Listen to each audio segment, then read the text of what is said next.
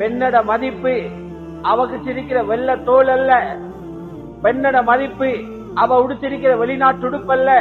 பெண்ணோட மதிப்பு காதும் கையும் கழுத்தும் நிறையிறதுக்குள்ள தங்கம் போடுறதல்ல.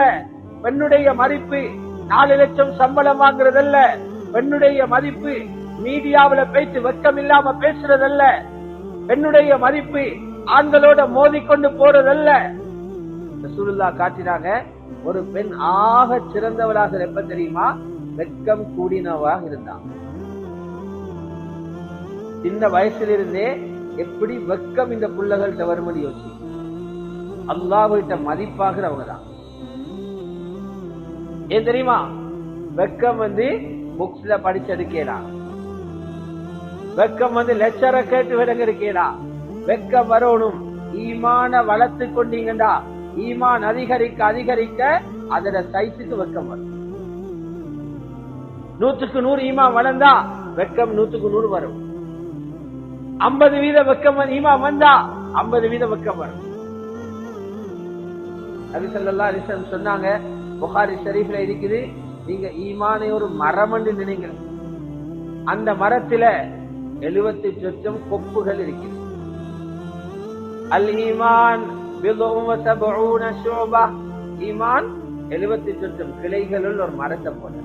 ஆக உயர்ந்த கிளை லா இலாஹ இல்லல்லாஹ், ஆக தாழ்ந்த கிளை பாதையில மக்களுக்கு இடையூறு கொடுக்கக்கூடிய கல்லு முள்ளுகளை அகற்றது சொல்லிட்டு சொன்னாங்க. வல் ஹயாஉ ஷுபத்து மினல் ஈமான், வெக்கம் ஈமான்ல முக்கியமான ஒரு கிளை என்று சொன்னாங்க. புகாரியில் இடம்பெறுது. இன்றைக்கு நாங்க போற போக்க பார்த்தா அல்லாஹ் நம்பி கொடுத்திருக்கிறான் பாதுகாப்பாங்க. இந்த உம்மா வாப்படைய போக்க பார்த்தா ரசூலுல்லாவுக்கு நேர் எதிரில் நிற்கிறான். நபி ஸல்லல்லாஹு அலைஹி வஸல்லம் புள்ளகளை வெக்கத்தை கொடுத்தாங்க. அந்த புள்ளகளோட உடுப்பில வெக்கம் தெரிஞ்சிச்சு, அந்த புள்ளகளோட பேச்சில வெக்கம் தெரிஞ்சிச்சு, அந்த புள்ளகளோட சப்பாத்தில வெக்கம் தெரிஞ்சிச்சு, அந்த புள்ளகளோட நடையில வெக்கம் தெரிஞ்சிச்சு, அந்த புள்ளகளோட கஃன்ல கூட வெக்கம் தெரிஞ்சிச்சு. எங்கடவங்க பாக்குறாங்க எல்லாத்தையும் கலட்டி ரோட்ல கொண்டு வைக்கிறது. எங்கட உம்மா பாப்பாக்கு ஆசை எல்லாம் திறந்துட்டு வெளியில வந்துடும். நாங்க ஆசைப்படுற மாதிரி தானே புள்ள வரும். அவங்க நினைக்கிறாங்க வெக்கப்பட்டு கொண்டிருந்தா மடத்தனம் என்று நினைக்கிறாங்க. வெக்கப்பட்டு கொண்டிருக்கிறது பிற்போக்கு என்று நினைக்கிறாங்க. இது சுத்தமா ஹதீஸுக்கு மாத்தமான சிந்தனை. ரசூலுல்லாஹ் தெளிவாக சொன்னாங்க, அல் ஹயாஉ லா யஅதி இல்லா பிகைர், வெக்கம் நல்லதுதான் கொண்டு வர மாட்டாங்க. வெக்கத்தால கெடுதி ஒண்ணு வராது. யாருமே பின்னுக்கு தள்ளப்பட்டு போறல. புகாரில இருக்குது, ஒரு சஹாபி அவரோட தம்பிக்கு புத்தி சொல்றாரு, நீ இந்த மாதிரி வெக்கப்பட்டு கொண்டு பின்னுக்காய் கொண்டிருக்காதே, முன்னுக்கு இறங்கு என்று சொல்றாரு. ரசூலுல்லாஹ் சொன்னாங்க, நல்ல ஒரு சிபத்து அந்த பிள்ளை இருக்குது, அதை இல்லாமல் ஆக்க வேணும். ஆம்பளை பிள்ளை. இப்ப போங்க, நபி ஸல்லல்லாஹு அலைஹி வஸல்லம் புள்ளகளை எப்படி வளர்த்தாங்க. புள்ளகள் மட்டுமில்ல சகோதரர்களே, மனைவியும் கணவனுக்கு பொறுப்பு இல்லையா? 11 மனைவிமார்களை மேலான ரசூலுல்லாஹ் வச்சிருந்தாங்க. ஒரே காலத்துல 9 பேர் அவங்களுக்கு இருந்தாங்க. அவங்களுக்கு கொடுத்த ஈமான் சுப்ஹானல்லாஹ், அந்த பெண்களை உயர்த்திச்சு ஆண்களோட மட்டத்துக்கு. புகாரி ஷரீஃப்ல இருக்குது, ஸல்லல்லாஹு அலைஹி வஸல்லம் சொன்னாங்க, ஆம்பளைகள் இருந்தா ஈமான முழுமையை அடைஞ்சவங்க நிறைய பேர் உலகத்தில் இருந்தாங்க. பெண்கள் அப்படி இருக்கலையா? தமுல மினர் ரிஜாலி கத்தீரூன், ஆண்கள்ல காமிலானவங்க முழுமை அடைஞ்சவங்க நிறைய பேர் இருந்தாங்க. ஆனா பெண்கள்ல 4 பேர் தான் அந்த ஜமான்ல இருந்தாங்களாம். அந்த காலம் வரைக்கும் ஒன்று ஈசா அலைஹிஸ்ஸலாத்துல உம்மா ஹஜ்ரத் மரியம், இரண்டாவது பார்த்தா 3 பேரும் ரசூலுல்லாஹ்வுடைய தர்பியாவில் இருந்தவங்க. எனது மனைவி ஹதீஜா, என் மனைவி ஆயிஷா, என் மகள் ஹஜ்ரத் ஃபாத்திமா. ஈமான்ல காமிலான நிலை அடைஞ்சிட்டாங்க. வெற்றி பெற்ற ஒரு தகப்பன் ஹஜ்ரத் ரசூலுல்லாஹ்.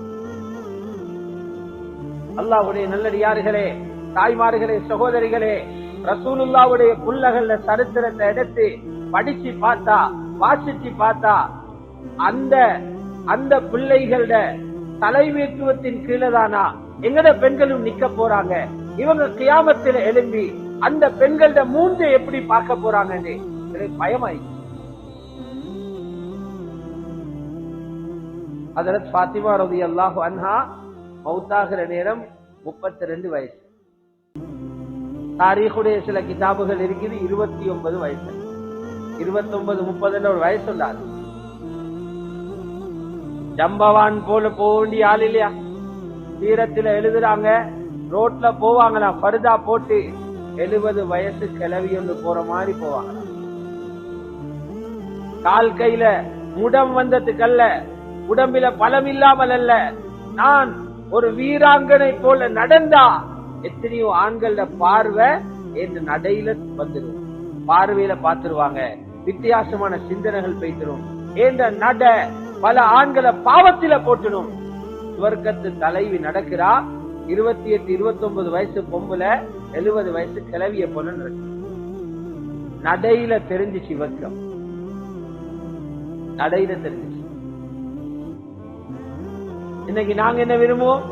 60 வயசு கிளவியும் என்னவா ஆடி ஆடி போறீங்க, 15 வயசு புள்ள மாதிரி போங்களே, எங்கட மாப்பிளமா நடத்திடுவாங்க. வெக்கம் எங்க பேசிக்கணும் பாருங்க. இன்னைக்கு எங்களை சந்தோஷம், எங்கட வயது வந்த பிள்ளைகள் மக்கள்கிட்ட முன்னால் அதுக்கு போவட் என்று பேர் வச்சுக்கிறாங்க.